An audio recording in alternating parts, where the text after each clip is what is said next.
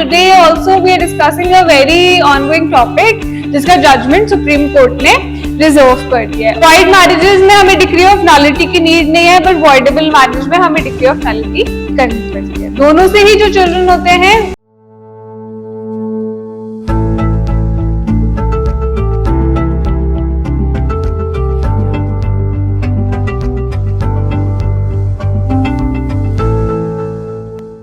Greetings everyone. On behalf of Pathshala family, I, Vaibhavi Batra, welcomes you all on our YouTube channel. Today is lecture 8 of our online CLAT marathon series for the upcoming UG 2024. Last lecture में हमने supreme court की जो new guidelines आई थी handbook on the gender stereotype वो discuss किया था, and today also we are discussing a very ongoing topic जिसका जजमेंट सुप्रीम कोर्ट ने रिजर्व कर दिया है। Okay, so let's start with the video. आज की वीडियो का टॉपिक है Supreme Court on illegitimate childrens right in coparcenary property. तो पहले तो हम इससे स्टार्ट करते हैं कि कोपासनरी प्रॉपर्टी है क्या। जैसे जॉइंट फैमिलीज होती हैं, इस जॉइंट फैमिली से भी नहीं, एंसेस्ट्रल प्रॉपर्टी, फॉर एग्जांपल कि हमारे ग्रैंडफादर हुए, I am writing grandfather as GF and father as F, and son, daughter, wife, whatever हम सन लेते हैं, हम सन को S लिखते हैं। तो बेसिकली जो ग्रैंडफादर की प्रॉपर्टी है वो अगर फादर के पास आती है तो दैट इज एंसेस्ट्रल प्रॉपर्टी। अगर वही प्रॉपर्टी उसके बाद सन के पास आती है तो दैट इज एंसेस्ट्रल प्रॉपर्टी। की वो ग्रैंडफादर की प्रॉपर्टी थी, वो फादर की इंडिविजुअल प्रॉपर्टी नहीं थी। अगर फादर की कोई इंडिविजुअल प्रॉपर्टी होती उसे हम सेल्फ एक्वायर्ड प्रॉपर्टी कहते हैं। ठीक है, वो सेल्फ एक्वायर्ड प्रॉपर्टी अगर जब सन के पास जाएगी फादर की, तब वो ये वाली प्रॉपर्टी सन के लिए एंसेस्ट्रल प्रॉपर्टी होगी। ठीक है, I hope this is clear. This is a little just about what we are going to cover today. Yes, तो basically there are 3 forms of marriage in the Hindu Marriage Act of 1955. Okay, first is a valid marriage, मतलब that marriage is valid, legally भी है और वैसे भी valid है। ठीक है, children born out of such marriage are legitimate. Then we have void marriage, and third is voidable. इन दोनों मैरिजेस से जो बच्चे होते हैं उसको हम इलेजिटिमेट चिल्ड्रन कहते हैं। ओके, अब before going further let's talk about what is void marriage. तो वॉइड मैरिज इज बेसिकली जो मैरिज स्टार्टिंग से ही वैलिड नहीं है। For example bigamy. Now what is bigamy? जैसे A और B की शादी हो रखी है already, and then A goes and marries C। तो in Hindu law second marriage while the first wife is alive and first marriage is still going on, divorce नहीं हुआ है, second marriage करना is illegal. तो the marriage between A and C in that case is void marriage. Then उसका second example है prohibited marriages। जैसे कुछ prohibited degrees दी हुई है, अगर उसमें आप शादी कर लेते हो तो that marriage is also void. For example, somebody marries their बुआ, like that. Voidable marriage के example है कि एक पार्टी उसको मतलब कैंसिल कर देती है, जैसे for example unsoundness of mind की वजह से।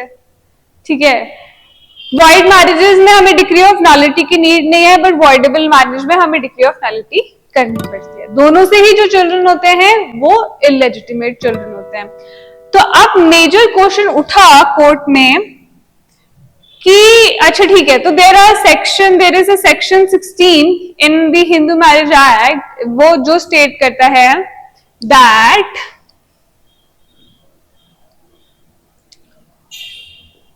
बॉय 16(3) क्लॉज ये मेंशन करता है कि जो इलेजिटिमेट चिल्ड्रन होते हैं वॉइड और वॉइडेबल मैरिज से, they only get the property of their parents and they don't get the compulsory property. So basically this is the background जिसपे पूरा केस is ongoing. ठीक है, तो let's have a look इसका थोड़ा brief में.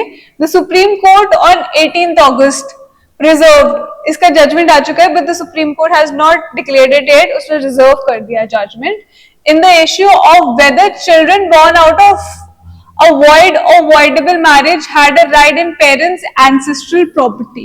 मैंने आपको बताया कि illegitimate children के पास right है पेरेंट्स की सेल्फ एक्वायर्ड प्रॉपर्टी में. अभी पीछे आपको मैंने स्टार्टिंग में समझाया था ये कॉन्सेप्ट. बट क्या उन बच्चों का राइट है एंसेस्ट्रल प्रॉपर्टी में as per the Hindu law? Because वो प्रॉपर्टी भी एक पॉइंट पे आके अगर फॉर एग्जाम्पल ग्रैंडफादर से फादर पर आई एंड फादर की एक सेल्फ एक्वायर्ड प्रॉपर्टी है और उसको एंसेस्ट्रल भी मिल गई, तो ये फादर की ही तो प्रॉपर्टी होगी, तो क्या बच्चे का उसमें राइट है या नहीं है? ठीक है. The bench comprising Chief Justice of India, Mr. D.Y. Chandrachud, Justices J.B. Pardiwala and Justice Manoj Mishra was hearing a reference of Rivanshidhappa versus Mallika Arjun 2011 case regarding the scope of Section 16(3) of the Hindu Marriage Act. HMA is Hindu Marriage Act. मैंने बताया आपको 16(3) क्या mention करता है. Primary issue, intersection between Section 16(3) of Hindu Marriage Act and Section 6 of the Hindu Succession Act. This talks about notional partition. Okay.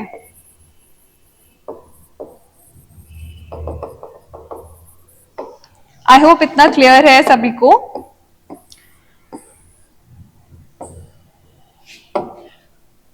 Hindus, would an illegitimate child born out of a void or voidable marriage, जिसका मैंने आपको बताया कि क्या होती है, can be entitled to the property of parents or compulsory rights over the properties belonging to Hindu undivided family, that is compulsory property.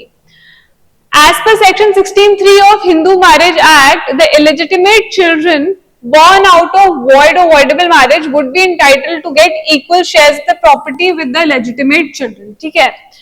So now the major question which popped out was whether that property would include the self-acquired property of the parent or the inherent ancestral property. क्या include करेगा?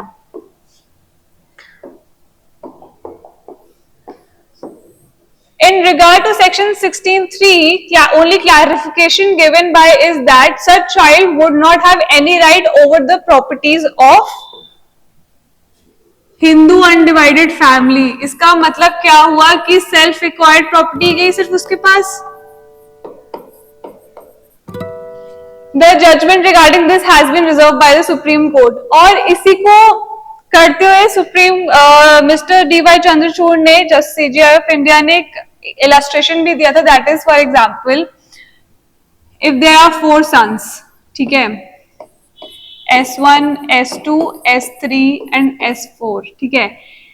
S2 dies, circle indicates the death of S2 and S2 has for example 1 wife, 1 daughter, 1 son और ये इसकी HUF थी जो इसके मरने से जस्ट पहले डिवाइड हुई थी. ठीक है. तो इसके अकॉर्डिंग सबके पास आएगा 1/4 बिकॉज 4 बेटे हैं तो 4 प्रॉपर्टी के पार्ट होंगे. और S2 जब मर जाता है तो उसकी प्रॉपर्टी के 1/4 का भी into 3 होगा because daughters have been included as co-partners via amendment in 2005. तो उसके बाद देखा जाए तो 1/12 पार्ट जाएगा. नाउ बेसिकली क्वेश्चन ये था अपेलेंट का कि जो और S2 का एक इलिजिटिमेट बेटा भी था, दैट इज IS1। इसको भी हिस्सा मिलना चाहिए इसकी एंसेस्ट्रल प्रॉपर्टी में। So this was the case. The case has been, and I think there was one basic conflict कि कौन सी प्रॉपर्टी मेंशन करी गई है, बिकॉज एक पॉइंट के बाद जो हिंदू एंसेस्ट्रल प्रॉपर्टी है वो उसके पेरेंट की ही प्रॉपर्टी हो जाएगी, तो उसमें से भी उसको हिस्सा मिलना चाहिए। The judgment has been decided by the supreme court but it is still reserved, so let's see क्या डिसीजन होता है। It's a very recent judgment, last week का ही है, एंड लेट्स सी क्या सुप्रीम कोर्ट ने जजमेंट दिया है। Let's wait for that. I hope this is clear and we would be coming with the next video. If you like us, do like us, subscribe us, so that आपको अगली video का notification मिल सकता है। Thank you.